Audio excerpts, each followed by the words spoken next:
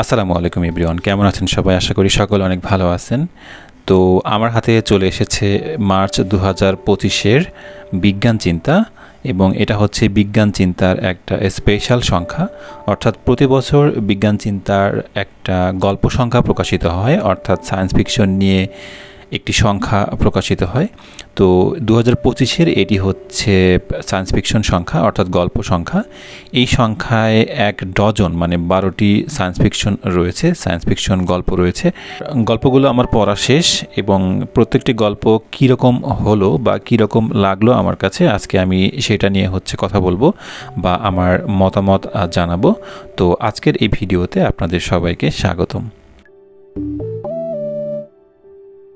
বিজ্ঞান চিন্তা হচ্ছে প্রথম আলো গ্রুপের একটি বিজ্ঞান বিষয়ক সাময়িকী বা পত্রিকা, যেটা হচ্ছে প্রতি মাসেই বের হয়, অর্থাৎ প্রতি মাসেই এটা প্রকাশিত হয় একটি করে। এবং বিজ্ঞান বিষয়ক বাংলাদেশে যতগুলো ম্যাগাজিন রয়েছে তার মধ্যে আমার মনে হয় এটাই সবচেয়ে বেশি জনপ্রিয়, এবং এটার প্রাইস হচ্ছে 50 টাকা, এবং এটি হচ্ছে 80 পৃষ্ঠার একটা ম্যাগাজিন। প্রথমেই যে গল্পটি আছে সেটি হচ্ছে আহসান হাবীবের পোকা। এটি একটি মৌলিক গল্প, এবং এটা খুবই ছোট্ট একটা গল্প, মাত্র 3 কলামের একটি গল্প, অর্থাৎ 1, 2 এবং 3 কলামের একটি গল্প। এবং এটাকে আসলে পরিপূর্ণ গল্প না বলে একটি অনুগল্প বলা যায়।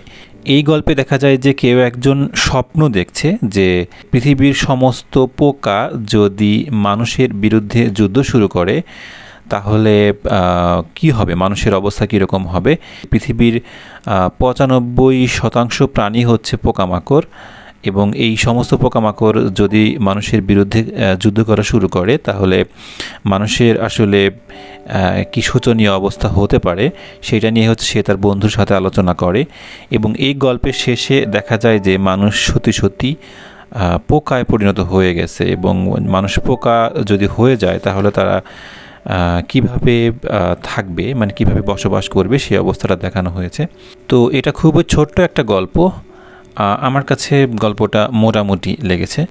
এর পরের যে গল্প সেটা হচ্ছে দ্য গ্রেট রিসেট। এই গল্পে দেখা যায় যে পৃথিবী কোনো একটা সময় আসলে সম্পূর্ণরূপে এআই বা রোবটের নিয়ন্ত্রণে চলে যায়, এবং পৃথিবীর এমন একটা অবস্থা তৈরি হয় যে রোবট বা এআই তারা বুঝতে পারে যে পৃথিবী যেদিকে যাচ্ছে হয়তো খুব অচিরেই পৃথিবী ধ্বংস হয়ে যাবে।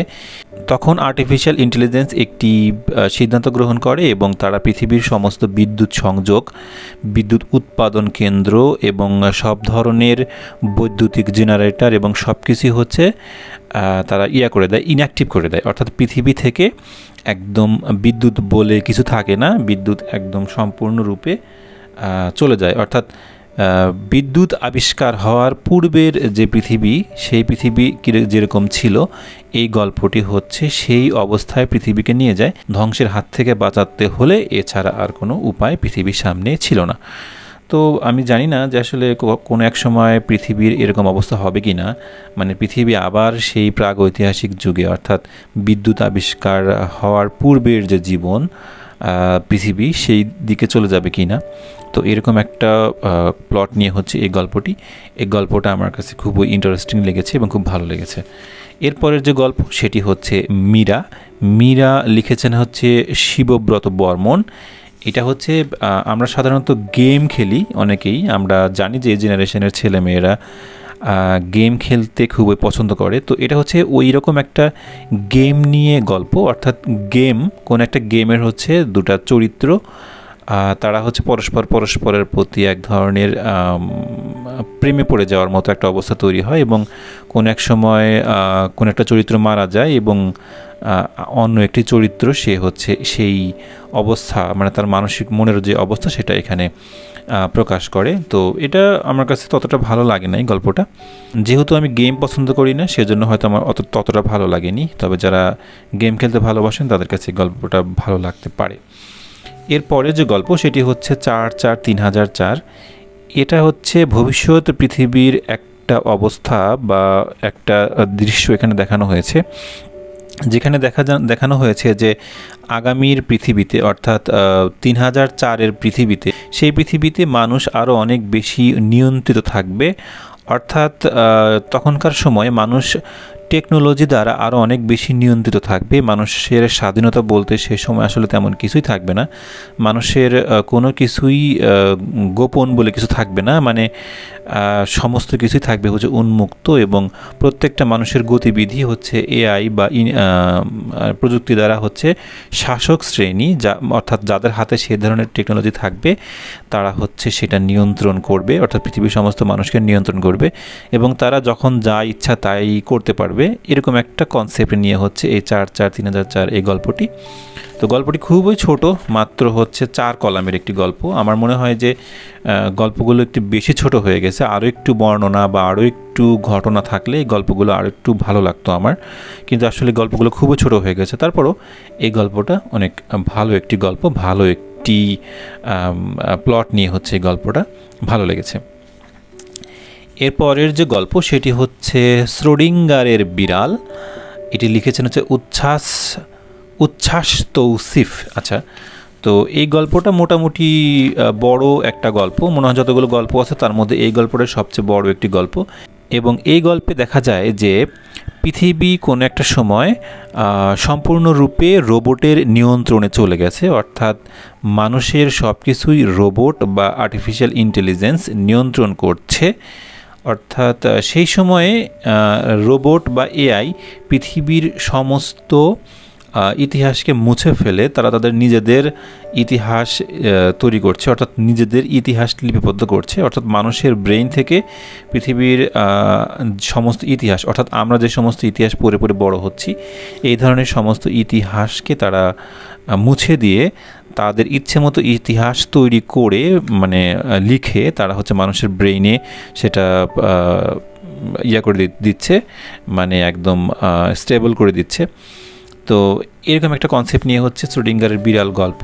শেষ পর্যন্ত আসলে কি হয়েছিল, রোবট এবং মানুষ এই যে কনফ্লিক্ট, এর মধ্যে আসলে কে জিতেছিল, মানুষ জিতেছিল নাকি রোবট জিতেছিল বুদ্ধির যুদ্ধে, তো সেটি হচ্ছে এই শ্রোডিঙ্গারের বিড়াল গল্পে দেখানো হয়েছে। গল্পটা মোটামুটি আমার কাছে খুবই ভালো লেগেছে।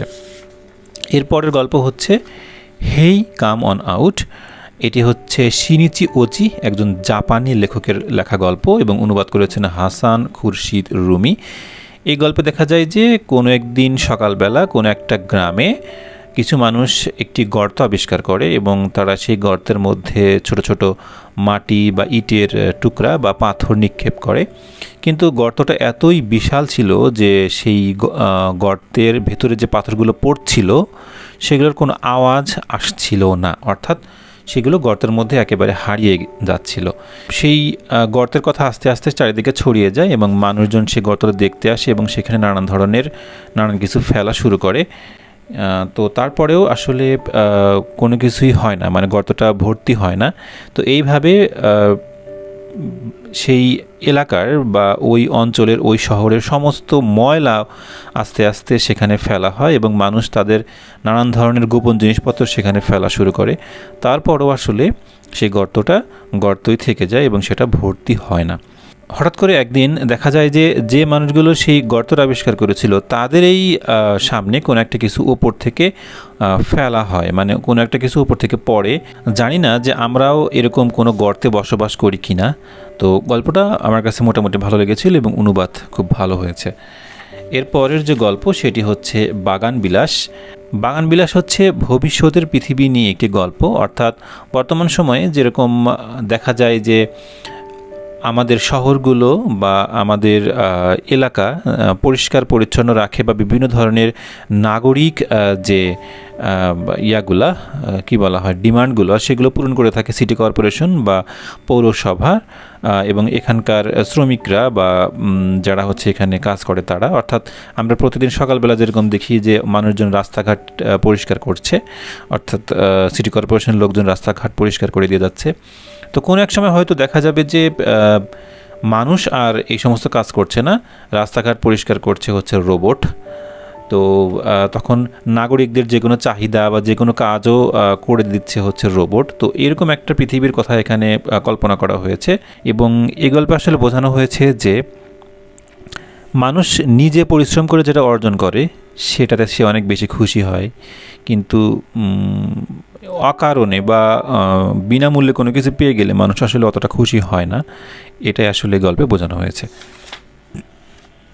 এর পরের যে গল্প সেটি হচ্ছে সময়। সময় হচ্ছে ডিউক জনের একটি গল্প, এবং এই গল্পটা ভবিষ্যৎ পৃথিবীর কথা বলা হয়েছে। অর্থাৎ আমরা বর্তমানে 2025-এ বাস করি, তো আরও 1000 বছর আগের পৃথিবীর কিছু মানুষ পৃথিবীতে আসে, অর্থাৎ ভবিষ্যতের পৃথিবী থেকে কিছু মানুষ পৃথিবীতে আসে এবং তারা পৃথিবীর কিছু খুবই গুরুত্বপূর্ণ ডকুমেন্ট ভবিষ্যতের পৃথিবীতে নিয়ে যায় বা নিয়ে যাওয়ার জন্য আসে। এর কারণ হচ্ছে যে পৃথিবী একটা বিশাল সমস্যার সম্মুখীন হয়, অর্থাৎ পৃথিবীতে নিউক্লিয়ার বিস্ফোরণ হওয়ার বা পৃথিবী ধ্বংসের একদম দ্বার প্রান্তে পৌঁছে যাওয়ার একটা অবস্থা তৈরি হয়, এবং সেই সময় হচ্ছে তারা পৃথিবীতে আসে এবং পৃথিবীর কিছু খুব গুরুত্বপূর্ণ নথি তারা সেখানে ভবিষ্যতে নিয়ে যায়, এবং তারা এমন একটা প্রযুক্তি নিয়ে আসে যে প্রযুক্তি দিয়ে সময়কে থামিয়ে দেওয়া যায়। তো ডিউক জনের লেখা সময় গল্পটা আমার মোটামুটি ভালো লেগেছে, এবং আমি ডিউক জনের একজন ফ্যান। অর্থাৎ তার শকওয়েভ নামে যে মাসুদ রানা সিরিজের একটা বই বের হয়েছে সেবা প্রকাশনী থেকে, সেটা পড়ার পরে আসলে আমি ওনার লেখনীর বা লেখার ভক্ত হয়ে গেছি। তো এই গল্পটা আমার কাছে খুবই ভালো লেগেছে।